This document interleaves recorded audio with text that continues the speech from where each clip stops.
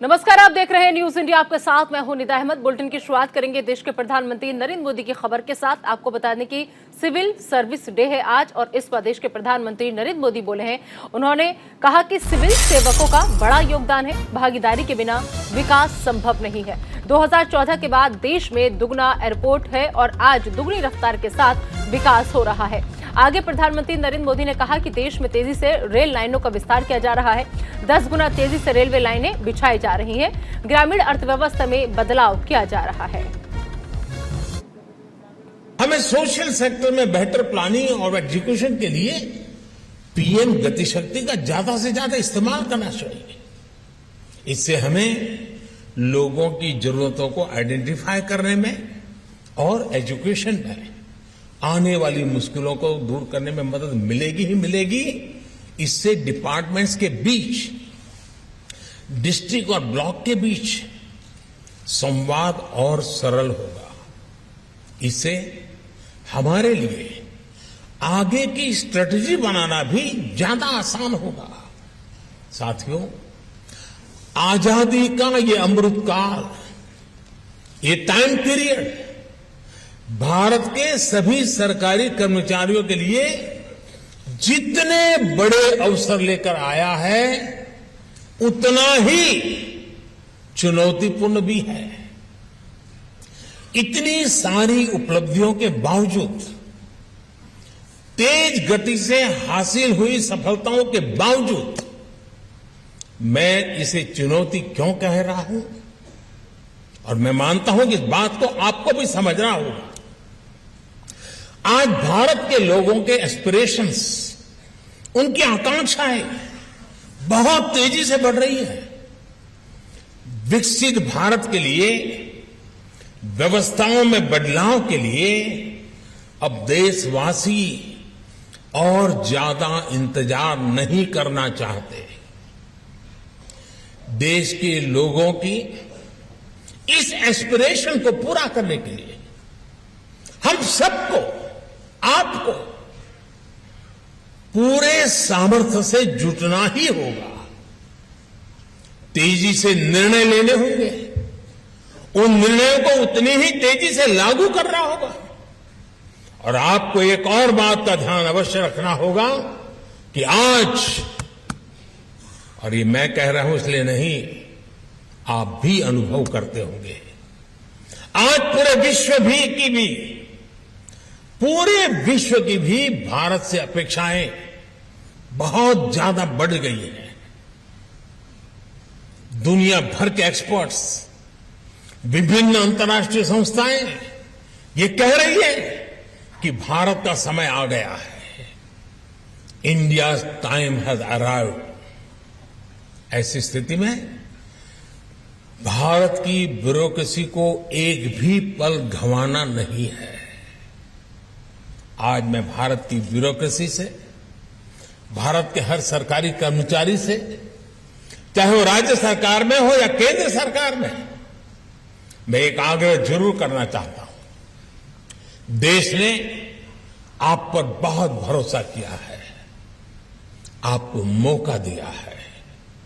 उस भरोसे को कायम रखते हुए काम करिए।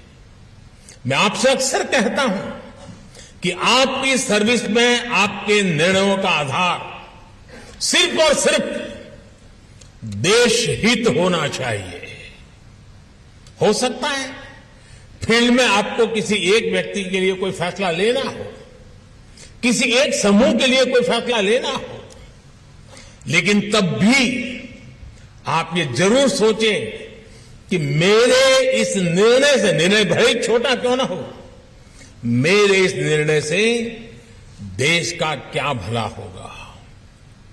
यानी आपके लिए कसौटी देश हित ही है।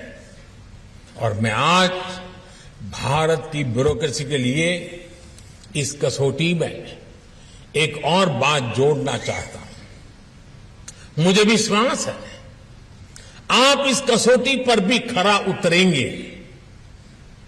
साथियों, किसी भी लोकतंत्र में राजनीतिक दलों का बहुत महत्व होता ही है। और ये आवश्यक भी है, और ये लोकतंत्र की ब्यूटी है।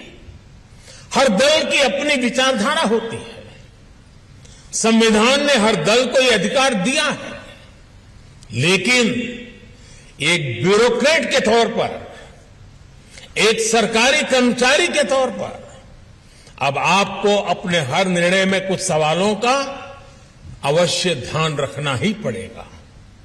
जो राजनीतिक दल सत्ता में आया है, वो टैक्स पेयर्स मनी का इस्तेमाल अपने दल के हित के लिए कर रहा है या देश के हित के लिए कर रहा है, उसका उपयोग कहां हो रहा है, ये आप लोगों को देखना ही होगा दोस्तों।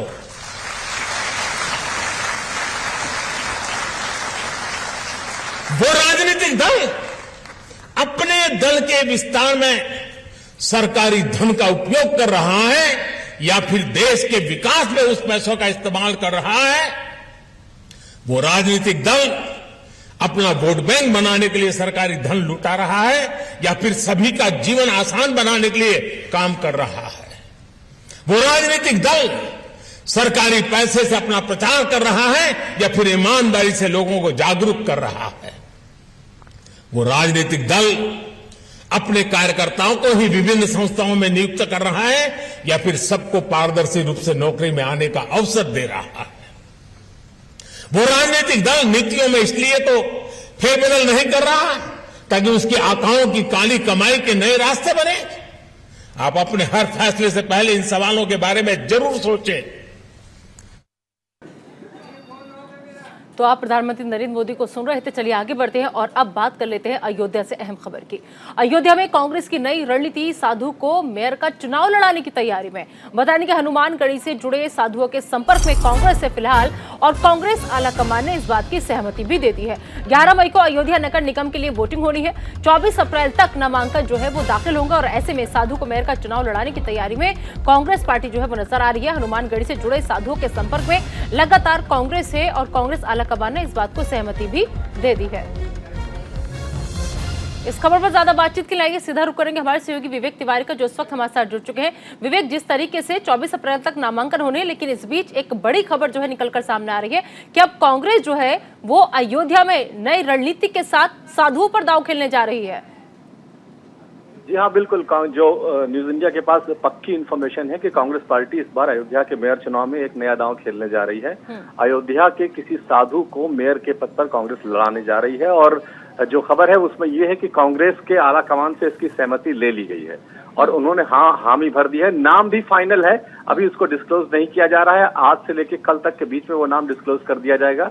और जो खबर हमारे पास है उसमें यह कि वो हनुमानगढ़ी के एक साधु हैं जिनको लेकर के कांग्रेस में सहमति बनी है कि इनको अयोध्या से मेयर का चुनाव लड़ा जाए। तो एक तरह से हम कहें तो अयोध्या के साधुओं में कहीं ना कहीं कांग्रेस पार्टी अपनी पैठ मजबूत करना चाहती है। बीजेपी के लिए एक चैलेंज भी हो सकता है, क्योंकि साधुओं का बड़ा स्थान है अयोध्या में और उनका बड़ा सम्मान है, और कांग्रेस साधु को उतार करके शायद ये जतलाना चाहती है कि वो सॉफ्ट हिंदुत्व की तैयारी में है। तो आज से कल तक इस नाम की घोषणा हो जाएगी, क्योंकि 24 अप्रैल नामांकन की आखिरी डेट है और इससे पहले कांग्रेस को अपने प्रत्याशी को घोषित करना होगा।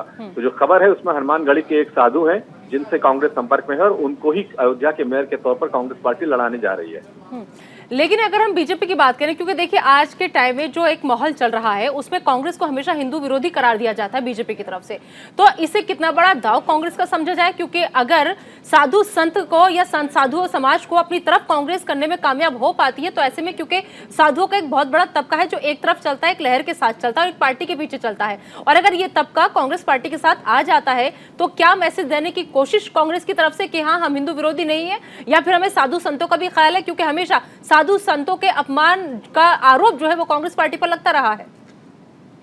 देखिए, अयोध्या की स्थिति यह है कि वहाँ के साधु संतों पर एक तरह से विश्व हिंदू परिषद और बीजेपी का एकाधिकार रहा है, और शायद इसी एकाधिकार को तोड़ने के लिए कांग्रेस पार्टी ने ये नई चाल चली है, नया दांव खेला है, और साथ ही वो अपनी इमेज को भी तोड़ना चाहती है, जो उसकी एक इमेज बना दी गई है कि वो किसी एक खास समुदाय के लिए ही ज्यादा परेशान रहती है, ज्यादा चिंतित रहती है। तो इस कदम से कांग्रेस के दोनों हित सधरे हैं। प्रत्याशी जीतता है या नहीं जीतता है ये अलग बात है, लेकिन कांग्रेस की इमेज को तोड़ने में और इसकी इमेज को हिंदुओं के बीच बेहतर करने में ये चाल कहीं ना कहीं कामयाब जरूर हो जाएगी।